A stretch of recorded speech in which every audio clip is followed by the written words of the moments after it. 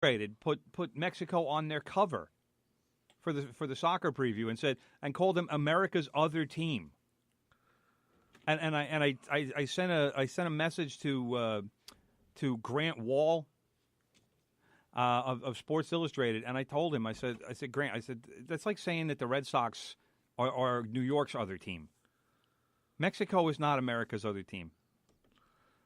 So no. I'm sorry, Grant Wall, Sports Illustrated. You're wrong. But okay. Germany's going through. Mexico is a good team. They will probably be with Sweden for the other team. South Korea led by my man Heung-min Son, another Tottenham guy, but not much else besides him. It's too bad because you think South Korea would have something to prove. With the meeting today with the president and the North Korean president or whatever he is. No, that doesn't impact soccer. But do you think that? No, but you think they'd want to prove something? Have something to prove. Anyway, continue. Doesn't impact soccer. Group G: Belgium, Panama, Tunisia, and England. England, baby. England, and Belgium. This game, from my perspective, as a Tottenham fan, England has 5 Tottenham players. Belgium has 3 Tottenham players. So when those two teams face each other, there is a good likelihood 8 Tottenham players will be playing against each other. Right. Which I just hope they don't hurt each other. That's the main thing. But that's going to be a fun game. There was actually Eric Dyer, a Spurs midfielder, was watching the draw with one of the Belgian players. I think it was Toby Alderweireld. And as the ping pong balls were being taken out of the drum, it kept going. It's like it was being reduced team by team, and they're like, "Oh no, we're going to wind up in the same group. We're going to wind up in the same group." And then they picked Belgium for Group G. And it was like, all right. And Dyer was like, oh, we're going to be in Group H. And then the last team they picked for Group G was England. And they were like, oh, no. Does it matter which group means? Is it just like, random, the groups? Or is it like specific? In theory, they say that it's random. But there are teams that get picked out of each pot. There are 8 teams that are seeded for Pot 1, right. 8 for Pot 2, 8 for Pot 3, and 8 for Pot 4. So this way you don't wind up with like Brazil, Germany, and France all in one pot, or I'm saying all in so that they don't wind up in the same group. Let's put it that way. Right. So if Brazil gets picked for one group, that means that Germany won't be in that group because they're in the same. It's a seeding process. Okay. So like 1 through 8. You would think that it would. You'd want the great rivalries to play, but you also don't want to set them up in the first round either. Well, that's why they do it this way. So I was going to make a comparison, but let's Germany, England would be a great, right. Match. But that wouldn't happen until at the earliest the round of 16. Okay. Or probably maybe even the quarterfinals. And what about Group H? Group H is Poland, Senegal, Colombia, and Japan. Now, I mean, again, this is not a difficult group. Poland is led by one of the world's great goal scorers in Robert Lewandowski, and people might not think much about Poland, but believe me, they're going through. The other one, Colombia, has James Rodriguez. I'm figuring that they'll be going through as well. Senegal, I don't think has a chance. Japan did well, and South Korea also did well when the tournament was in Asia 8 years ago. But that was the only time either of those two teams did well, and that was when the tournament was in their own backyard, which is typical of what happens. Well, you try. That's when why you have move the it around. tournament. That's why you move it around. Right. When the United States, they played a little better when in '94. Yeah. Even though they weren't that good then. Well, I mean, the team wasn't that good back then, but we won a game, and that was the hope then was that the United States was going to advance, right? And that's not happening this time. Well, no, it's definitely not happening this time. You got to play the games to advance. So, yeah, that's not happening. And what does MLS take off for this? I don't. I know they haven't in the past, but I don't even know. I didn't check, but we can check their schedule and. Well, and see. NYCFC isn't playing this week, but the Red Bulls are playing Tuesday. So Tuesday tomorrow or Tuesday next week? I don't know. Tuesday tomorrow. What else would it be? Well, if it's tomorrow, then it's not a big deal because the World Cup hasn't started yet. Starts on Thursday. But right? in theory, the players are gone already. So the players are in Russia already. Oh, okay. So. Okay, well, but I mean, how many Major League Soccer players are playing. or who wouldn't be connected with the United States national team would be That's true. connected with. That's true. There's not that many. It's not like other teams where they might play for their home country, even though they come out of England. I mean, we're talking about guys who, maybe somebody from Costa Rica, maybe somebody from Panama, or Mexico, maybe one or two players. If Canada was playing, I'd say Canada. Right, but I mean, there's not a lot of teams here in this field who I would say, yes, they have players in Major League Soccer. So okay, good, because I'm glad then, because one of the things I'm bothered by the MLS is that it takes such a European and world view of soccer instead of maybe an American view. Well, part which of the is problem, a little different. Part of the problem with Major League Soccer is they for think example, they're the number 3 league in the country. the coach of NYCFC, your favorite team, he actually just left the team because he's taking a job with a French team in Nice, which apparently is his hometown, Patrick Vieira. Okay. So now, obviously over in Europe, they're in the off season right now because this is the calendar for pretty much the entire world as far as soccer goes, Right. except for Major League Soccer. So now, all of a sudden, middle of the season, NYCFC has a coaching vacancy, which is kind of crazy. Well, that happens. Well, yeah, but then again, they could have said, we're going to keep you. We could have kept you on. No, they couldn't. He just left. Well. He handed in his resignation. He said, "I'm sorry, I'm done." Then again, he went to another country. How would they sue him over there? Well, I mean, that's part of the problem with not being on the same calendar as every other. Well, league they in can't the world. play in the same calendar because we're not going to play in soccer in snow. Don't they play during the winter? Yes. Yeah, well, we're not playing soccer during the snow. Well, We've seen enough of that. Like I said, these things happen. You do what you do. You don't They play. play in the I'm soccer. sorry. They play in the snow when it snows over there. Yeah, but that's stupid. I'm sorry. Just based on your opinion. Okay. Based on I got Rob it. Leonard's opinion. I got it. You want to know why? Because if they're playing indoors, I don't care. But they're playing outdoors, and it's freezing. Yeah, you shouldn't they're have guys playing running outdoors. around shorts, Well, freezing their butts off. that's a whole other issue. Anyway, we're taking a break right now. You're listening to From the Press Box right here on 90.3 WHPC, the voice of Nassau Community College. Don't forget to go to nccradio.org to check out some of the great programming we have here at the station. And also, if you'd like to call in with a comment or question, 516-572-7440.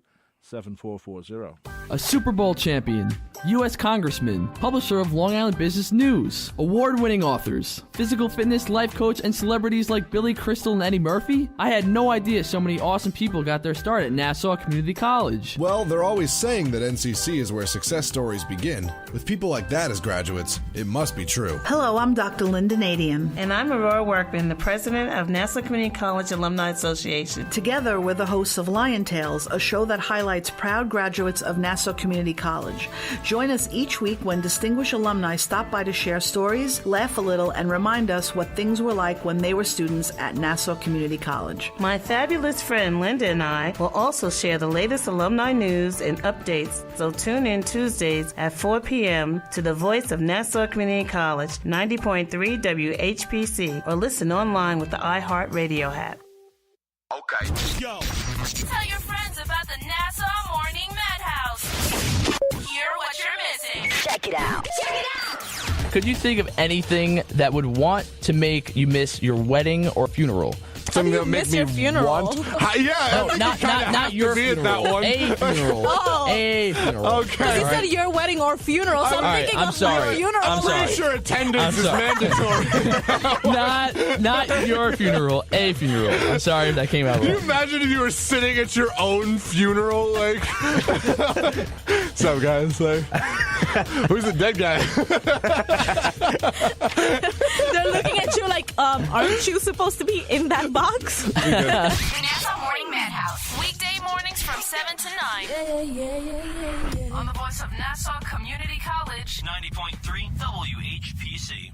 This program on WHPC is brought to you in part by Nassau Community College, which puts the power to succeed in your hands with flexible class schedules and over 80 degree and certificate programs. Add in their 225-acre campus, 150 student clubs, and over 20 athletic teams, and you've got the amenities of a major university close to home. More information is available online at ncc.edu.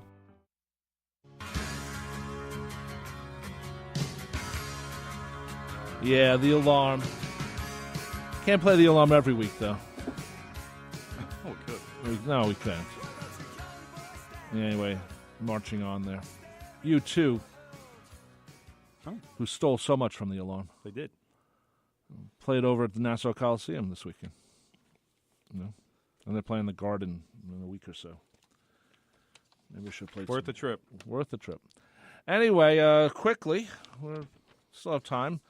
In the NHL, Washington Capitals won the Stanley Cup in 5 games. I have to say, I thought that the Vegas, and I wish they call themselves Las Vegas, but the Vegas Golden Knights, I didn't think played that well in this series.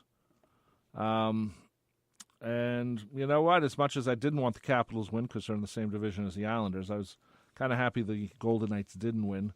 I didn't want that first-year thing to go to their heads, though it is a great story. And my favorite part of the whole Stanley Cup thing, brother, is when... What was that, brother? First of all, Gary Bettman comes up and everyone continuously boos him. You know what? He said that made them an official NHL city. I like the fact that he handled it with a little bit of humor. I don't like Bettman, but he definitely. You throw him in front of Islander fans, they're probably going to chase him out with bats or something. They would. He always gets booed, which I find to be hilarious. Nobody likes the commissioner. But my favorite part is when the two guys come out holding the cup, wearing a suit and white gloves. The gloves. Yeah. And meanwhile, this cup, God knows where it's going to be in the next 6 months, 3 months, or whatever. Some dog's going to be licking out of the bowl. Already have. It's going to get dropped probably at a bar somewhere in D.C. Ovechkin was doing a keg stand on the cup. Right. So he's done his drinking. In fact, is Ovechkin sober yet? I mean, he's been drunk since the last game. I'm surprised some of our cousins weren't hanging out with him because they're big Capital fans. Even though our family has a history, except for Timmy and I, of not liking of hockey. Our older cousins. I like hockey. I like hockey, but our older cousins never would watch it. No. And but their children do. Yes. Our man DC Drew. DC Drew is a big Alexander Ovechkin fan. Ovechkin. Yes. Anyway, he was doing the swim in the public fountain. God knows where this cup is going. But that's the beauty of the cup. No other sport has something like this. The People's Cup, as I like to call it. Yes. Well, I mean, Ovechkin, like I said, he was showing his teammates held him upside down. He put his face in the cup. It was loaded with, it was either beer or champagne. I'm not even sure what the beverage of choice was. I know that there was something in the neighborhood of $100,000 champagne tab in Vegas the night they won the cup. Wow. I'm hoping that the owner footed the bill for that, but you never know. And the public fountain thing where they were quote unquote swimming in whatever it was 6 inches of water. In fact, there was a tweet from Katie Ledecky, niece I think of Islanders owner John Ledecky, whose tweet was "nice form, Ovi," and she's won about 7 or 9 gold medals in her days. Oh, she has. Yeah. I didn't know that. She's like one of the best swimmers in the country. Oh, I didn't know she that. won a bunch of gold medals, like not only one but dominated. Oh, I didn't know that. So, and then Ovechkin threw out the first pitch at the Washington Nationals game. Wasn't quite as bad as 50 Cent, but close. He threw it 5 feet over Max Scherzer's head. Max Scherzer was being the catcher for him. Threw it 5 feet over his head, and then they gave him a do-over. And then it was just a high pitch. It wasn't over his head, but he threw it like head high. Well, you know what I noticed? Piazza this weekend he threw out. Yeah, I saw they didn't even throw from the mound. Well, that's what I was saying. I think the thing to do. Come on, Mike Piazza. I think the thing to do if you're going to throw the ball is not get on the mound. I think the mound throws you off. No. Yes. Get on the mound. Yeah, you know what? Piazza's like 100 years old now. So no, he's 50. Yeah, he's not that old. Maybe his shoulder hurts. Get on the mound, bro.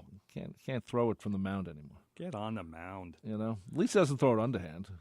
But the Capitals, the only thing that I can't get out of my mind with the Capitals is that I'm trying to think of an appropriate word here. That bad guy, Dale Hunter, who leveled Pierre Turgeon many years ago. Yep, I remember that. And I just I want to try to be happy for the Capitals because it's been so long. And they got in the league in 1974, and they waited so long to win a cup, and good for them. But I can't get that hit out of my head. No, that's Turgeon's head literally went through the glass. It was horrible. just, it was nasty. I mean, and Hunter was suspended